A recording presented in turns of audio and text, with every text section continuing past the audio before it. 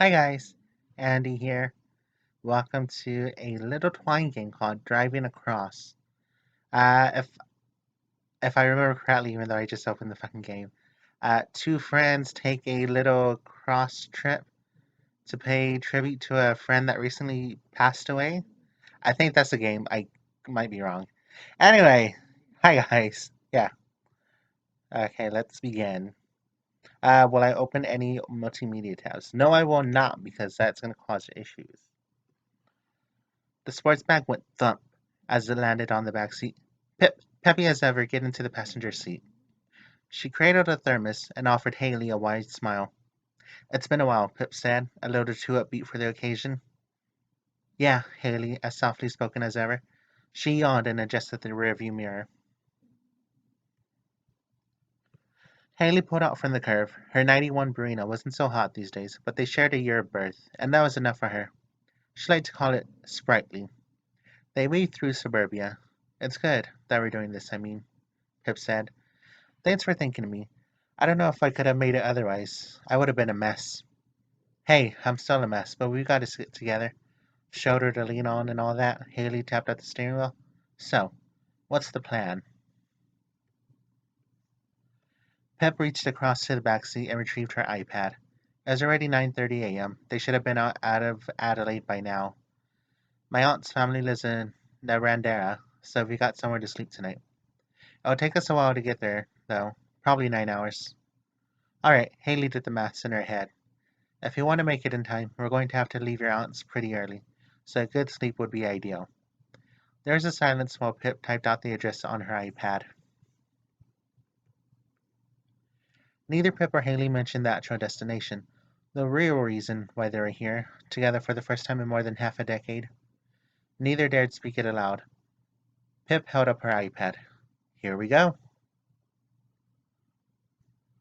Ooh, that is cool.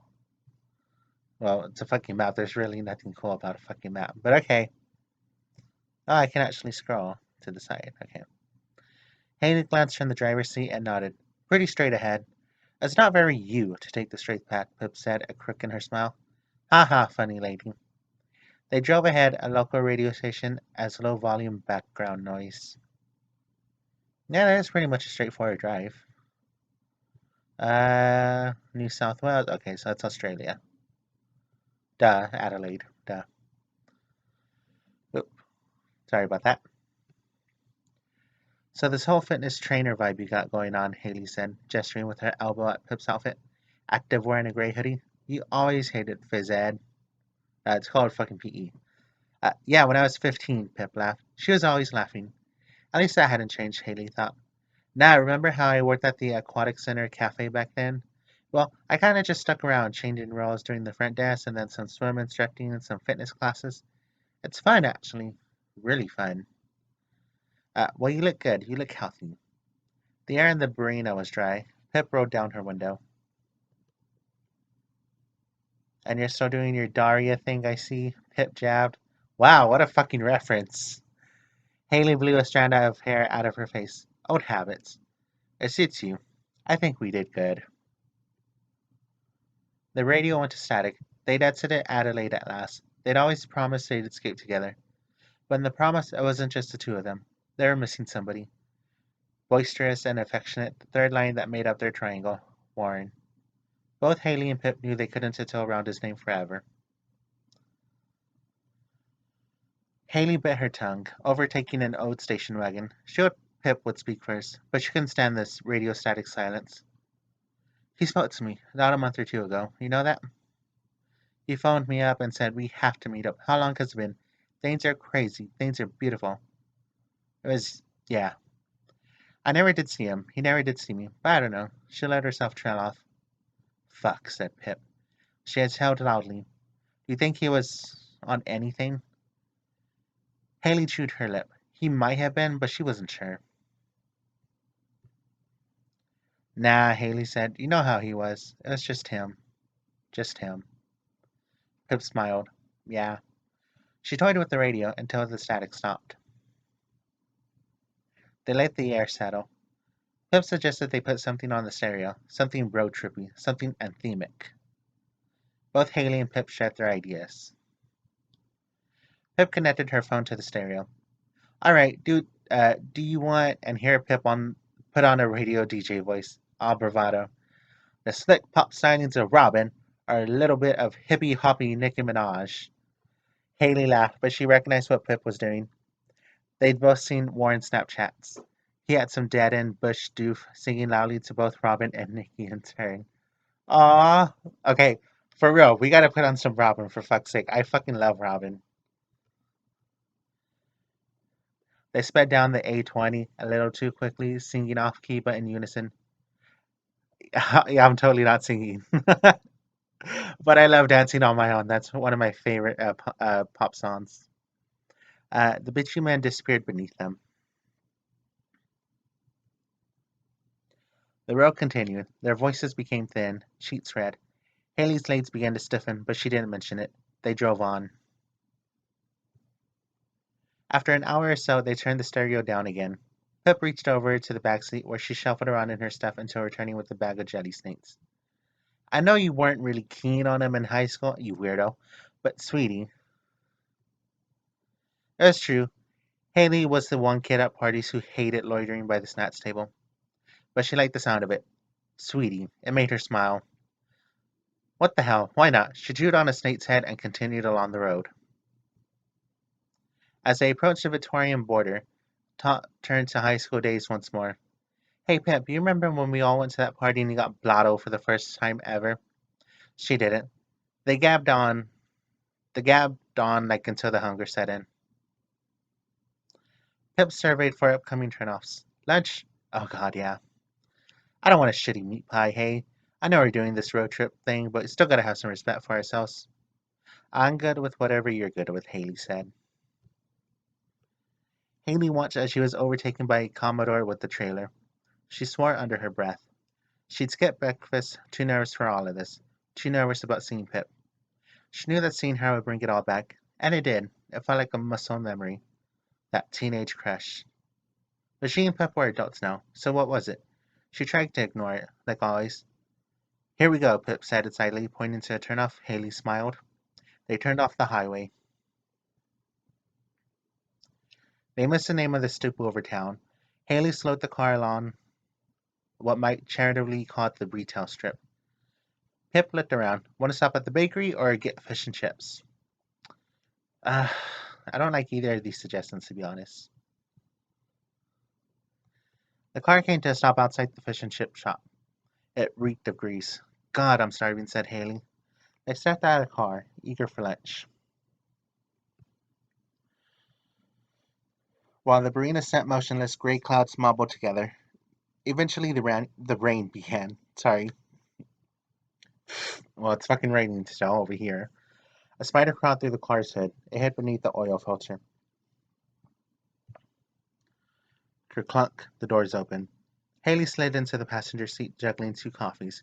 She closed the door with her elbow. Pip adjusted the driver's seat and unsteadily turned the key in the ignition. Haley reached around to the floor of the back seat and pulled out an old Madonna's cup holder. Haley fit the coffees into two diagonal spaces while Pip watched from her periphery. Clever, thought Pip. She was always the greeny recycling type. She smiled, just to herself, and drove on. Pip drove the Barina extra carefully. It felt cumbersome and janky, especially in comparison to her mom's Suzuki Swift, which in turn she got more use out of than her mom did. Should I have offered to bring the Swift instead? She worried. No, maybe. The sun began to recede, though the rain kept up. They weren't due to arrive at Pip's aunt's place for at least another hour. Haley popped in an audiobook, one of the old Harry Potters. They started in the middle of the story, the volume low, no pressure. It was calming. They'd read the last book together, all three of them, at Pip's house over one long weekend. Remember how he was speeding through the chapters and got annoyed when he had to wait for us to catch up? Yeah, and then we had to explain half the book to him anyway. They laughed together. Haley watched Pip handle the car. Whenever she made a wide turn, Pip would poke her tongue out of one side of her mouth like a puppy. The sun set. It was peaceful. It was. Watch out! Pip didn't know whether to swerve right or left. Instinct kicked in. We're in Australia. Do they drive on the left side of the road? Let's go to the left. Thunk. Something went under the Barina. Oh no, I hope I didn't hit a kangaroo. Pip slowed the car right down. Fuck, Haley looked back, but she couldn't see a thing. What was it? I don't. Should we stop? Fuck. Maybe not. It's dark again. No, we're gonna fucking stop. Pip put over to the side of the road. The Barina's tires settled in the mud. We should go check if it was anything, she said. Haley nodded. They stepped out of the car, left the headlights on, and walked back to the scene of the crime. In the rear view, both Pip and Haley became smaller and smaller. The rain jumped on the car roof. Haley and Pip returned, hair wet. It's the best thing we can do, Haley said. You can't. There's no such thing as a proper burial for roadkill. I'm sorry. We just have to leave it for the birds, moving it off the road. We did all we could. She watched Pip fiddle with the car keys. I'm sorry, Pip said. I just couldn't look at it. Thought I was going to spew. Don't stress it, Pip. She watched the rain on the windshield. Hold on, I should check the front of the car. Pip watched on as Haley inspected Brina's front bumper. She lingered for a short moment, but the rain was still coming down. Haley gave an okay signal. She got back into the car. Nothing unusual, I think. All old bumps.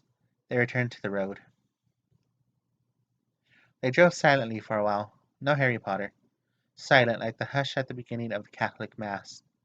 The rain didn't ease up. Pip was the one to break the silence. The house should just be up around here. She veered around a wide turnoff, tongue hanging out. The road became a 50 zone. Pip pulled into a driveway behind a shabby transporter van. She picked up her luggage. Haley left hers in the car. They won't bite, I promise, said Pip. It was almost 8 p.m. The car doors went thunk. Overnight, the rain eased up. The trip meter set at 848 kilometers. The engine rested. Kathunk. Pip tossed her stuff onto the back seat. Want me to drive first today? Haley leaned on the car roof, looked at her phone. 6:15. She figured if she drove first, then she could set the tempo, get a head start, but maybe she'd prefer to let Pip drive first, so she can take the second leg and rush if she needed to. I will let Pip drive. Hopefully we don't hit anything again. Yeah, go for it, Haley said, and tossed the keys in an overhead arc. Pip snatched them out of the sky. Social cricket, she said, jangling the keys. What'd you do to the little girl who couldn't even kick a ball? They got into the Brina. Pip looked at the fuel indicator. We better find a petrol station first. It's called a gas station, for fuck's sake. I know, just the place, said Pip. They drove back into town, an old hotel on every corner. They passed a strip of takeaway shops. There's my auntie's place, Pip said, pointing to a Chinese restaurant as they drove by. It sported a gauche, flame-lit logo. My great-grandparents moved here just to start it. They didn't know a soul and they just set up shop. Then a family. Mom can never explain why. Crazy. Pip pulled into the petrol station. It was the only thing open at this hour. When they parked at the Bowser, there was a moment when neither Pip or Haley knew whose turn it was to pay for petrol. Well, it's Haley's car. Pip has been driving. Haley reached for her wallet. It was almost empty, and she knew her spending account wasn't much better. She'd have to transfer money from her phone while standing at the checkout. You could get the petrol on the way back, yeah? Pip agreed. Haley closed the door gently behind her. The petrol station seemed so calm at this hour. Yeah, fucking gas stations are so weird at like the most random like night hours. My brother and I took a trip to Chicago once, and then we're coming back, and we stopped in this place called Friendship, Arkansas. We went down this. It had to be like a mile or two down this long ass road. All the houses were far apart. It was like in the fucking boonies, and it was just creepy as fuck. And there's like nobody there. It's just like if I'm gonna die, I don't want to die here at least. Haley returned. Full tank should get us there. Pip gave a thumbs up. Hey, that's really nice, Haley said, nodding at Pip. She had noticed Pip was wearing a sterling silver necklace. She had never seen it before. Thank you. It's beautiful, isn't it? She held it. It was a simple design with a small silver sphere in the middle. I haven't worn it in a long time. It was time to leave. Maybe Warren gave it to her. Haley sidled into the passenger seat and picked up Pip's iPad. Great. Why this bullshit? Oops. Ah! Okay. It's like they're pretty similar routes, Pip said. 10 minutes difference, 8 actually. Want to take the upper road or lower east? Or the lower. Uh,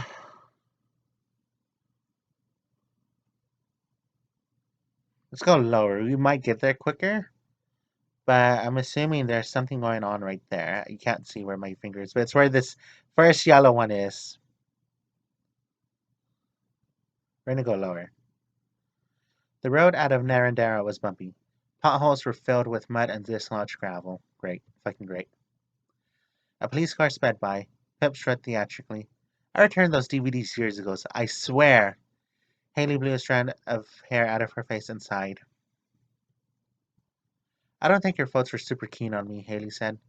Pip brushed it off. Nah, they loved you, or well, they liked you. It's fine. We can stay somewhere else on the way back if you really want. Haley imagined a motel room, homely and private. She was anxious about today, about everything, about feeling like she was 17 years old again. Hey, Pip. Yeah? Have you ever been... She pivoted. You've asked yourself. Why, right? I don't know how to stop that question playing over my head. Pip was quiet for a long moment. Pip was never the quiet one. The highway stretched on. Haley wasn't even sure this was a conversation she wanted to have. Uh, of course, Pip's voice was unusually flat. But it's happened. That's it. We just have to be stronger. Haley reached over and squeezed Pip's knee. It still doesn't feel real, said Pip. I know. A silence lingered. Cars sped by. Today's drive was only half of yesterday's, but it felt like it moved in slow motion. Haley stretched in her seat, trying to avoid looking at the speedo. She was worried they'd be late. She was worried she had no control over being late. She yawned loudly. Haley glanced at the Marina's clock. We better eat something before hitting Sydney, said Pip. Someone once told me to never grieve on an empty stomach. I was never sure if they were joking. All right, as long as it's quick. Early lunch it is. We can probably grab some chips or something in the next town, Haley said. The Marina came to a stop in a country town. They sat in the car, weighing up their lunch options. We had chips yesterday. Let's just try that cafe, Pip said. They closed the doors behind them. The Marina heated up in the sun. Kth. The car doors opened. I guess it's my turn to drive. Haley adjusted the driver's seat, making herself comfortable. They departed again. Pip scrolled through her phone. You listen to podcasts, right?